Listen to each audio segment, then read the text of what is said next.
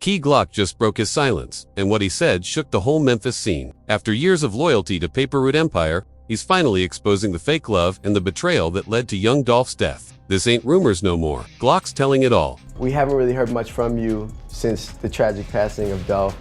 Is this the first time that you've done an interview since he passed? Yeah. Yeah. How are you holding up? I mean, obviously, something that's... I'm content. I'm all right. When you say content, what does that mean? Like I'm maintaining. Like I'm not getting better. I'm not getting worse. I'm just here right now. This one's got the whole Memphis talking. Key Glock, the artist who stood closest to Young Dolph, just flipped the table, calling out fake loyalty inside Paper Route Empire Pry, and hinting that the people who betrayed Dolph might have been right next to him the whole time. It's a story that's been bubbling for a while, but now it's boiling over because Glock's finally breaking his silence, and what he's saying changes everything. Let's keep it real. Since Young Dolph was gunned down in 2021, the streets haven't stopped talking. The official story says it was a setup by street enemies, but anyone who really knew Dolph knows he kept his circle tight. So, when he got hit in his own city, in broad daylight, buying cookies from Macca's, no security, no warning, people instantly started whispering that it had to be somebody close, and that's where this new tension starts. For years, Perry was seen as family, not just a label, but a brotherhood built on loyalty. Dolph wasn't just signing artists, he was changing lives. He taught his crew independence, how to own their masters, build businesses, and get money without industry gains. And the one person who carried that vision hardest was Key Glock, his protege, his nephew-like partner, his right-hand man. The bond between them wasn't fake. When Dolph died, Glock went ghost. No interviews, no social media, no clout chasing. He was grieving for real. That's just a normal thing when death occurs. It's just like, I ain't gonna say it's wrong to show love, but if it ain't genuine, why do it? Like if it ain't real, like, you know what I'm saying? That's just a normal thing when death occurs. It's just like, I ain't gonna say it's wrong to show love, but if it ain't genuine, why do it? Like if it ain't real, like, you know what I'm saying? So everybody know, like I know, like you know.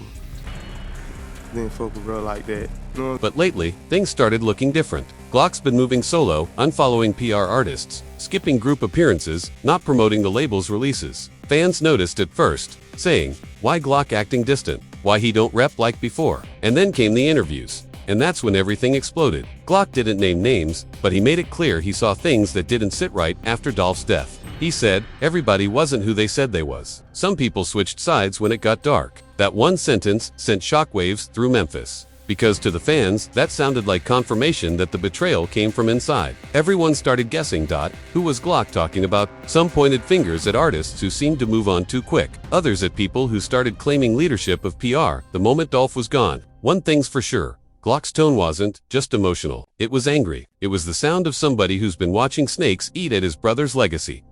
We haven't really heard much from you since the tragic passing of Dolph. Is this the first time that you've done an interview since he passed? Yeah. You see, what a lot of people forget is that Paper Route Empire wasn't built like a normal label. It was Dolph's mission, his way of giving back to Memphis. He didn't trust the industry. He trusted the people he put on. But when he died, that foundation started cracking. Glock's frustration isn't just about music, it's about fake loyalty. He said in another clip, it'd be your own people smiling in your face, acting like family, but they really just waiting for you to fall. And after what happened to Dolph, that line hit deep. Behind the scenes, word is that certain PR members started drifting away, signing side deals, moving without Glock's blessing, and turning what was supposed to be a family movement into a hustle for individual fame. Glock stayed silent for a long time, but fans noticed he stopped calling certain people bro. He started rolling with a smaller crew, doing shows solo and barely mentioning the label. Even when PRE dropped tribute tracks for Dolph, Glock didn't promote them, and people started wondering why. The answer came in pieces. During a sit-down, Glock talked about energy changing after Dolph's passing. He said,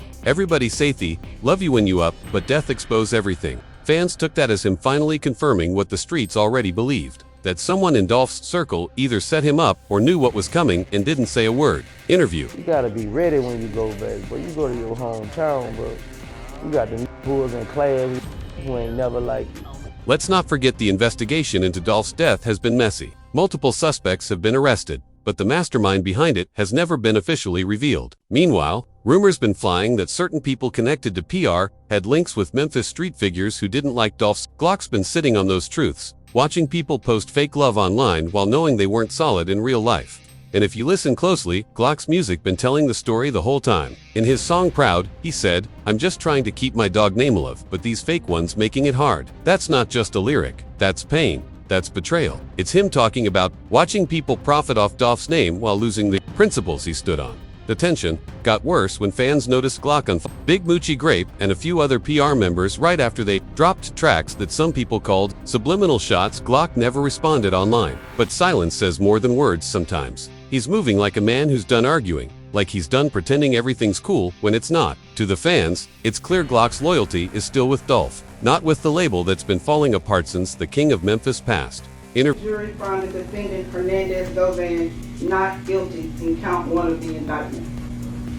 We, the jury, found the defendant Hernandez-Govan not guilty in count 2 of the indictment.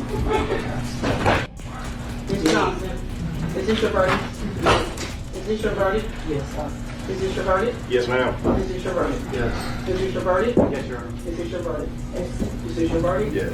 Is this your verdict? Let's keep it 100. Keok never wanted to be the face of controversy. He's always been quiet, focused, and loyal. But even the realest ones got a breaking point. And when you carry the weight of losing your mentor, your friend, and your family, all while watching the PRNT, you get weird. Eventually something's got to give. When Glock dropped that now viral clip saying everybody wasn't who they said they was, that wasn't just frustration, it was revelation. People inside Memphis said Glock's been holding back information for years. He's not the type to gossip, but those closest to him claim he's seen moves that didn't make sense. Phone calls, secret meetings, and business plays that looked more like betrayal than brotherhood. Some insiders even claim Glock found out certain PR affiliates were talking to people tied to the same street side that had issues with Dolph. And that's where things get messy. See, Dolph was independent, and thought made him a threat. He didn't own nobody. He owned his masters, ran his own tours, and built a team without leaning on the industry or major labels. That kind of power in hip-hop, especially in the South, don't sit right with everybody. And when someone like Dolph moves like that, enemies start coming from all directions.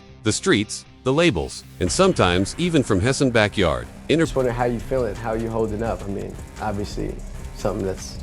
I'm content. I'm alright. When you say content, what does that mean? Like I'm maintaining. Like I'm not getting better. I'm not getting worse. I'm just.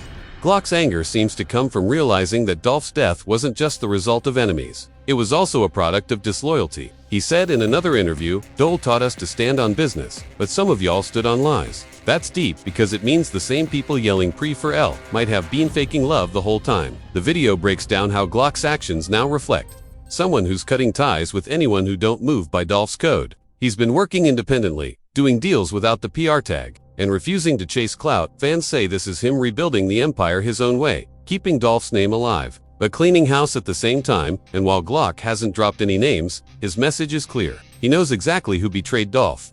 He just ain't speaking yet. The streets are saying he's waiting for the right time because once the truth comes out, it'll shake Memphis to its core. Dolph's death wasn't just a tragedy. It was an inside job that turned a movement into a mystery. And Glock's the last one standing who's still fighting for the truth. Now, the craziest part about all this is how the fans are finally starting to see what Key Glock's been hinting at for years. Pre doesn't look the same anymore. The unity, the love, the hustle, all of that died with Dolph.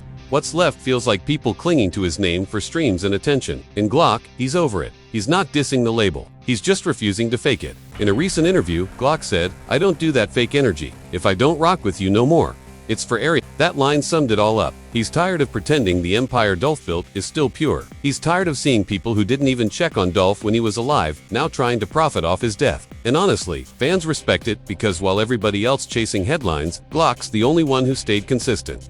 Real pain, real loyalty, no acting, and the deeper you look, the more obvious it becomes. Glock's trying to separate the name Paperroot Empire from the people who don't represent it right anymore. Dolph built PR to be about family, freedom, and ownership. But after his passing, the mission got twisted. Some started chasing fame. Others started using Dolph's name to gain sympathy and followers. And Glock saw it all happen in real time. Now, there's talk that Glock might relaunch PR under a new name or even walk away completely and build something new from scratch. If that happens, it wouldn't just be a career move, it'd be a message. The real legacy of Dolph lives through me. not through the fakes. And that's something fans have been waiting to see. At the end of the day, Key Glock's not doing this for drama. He's doing it for closure. He's the last real voice connected to Dolph, who's still keeping his memory sacred. But to do that, he's got to cut off anyone who betrayed the code, whether it's business or personal. Glock's moving like a man on a mission to rebuild what was broken and expose what was fake. Because one thing's clear, Dolph didn't die for nothing. His spirit lives through Glock, through every lyric, every move, every truth being revealed. And the more Glock speaks, the more the world sees that the real betrayal wasn't from the streets.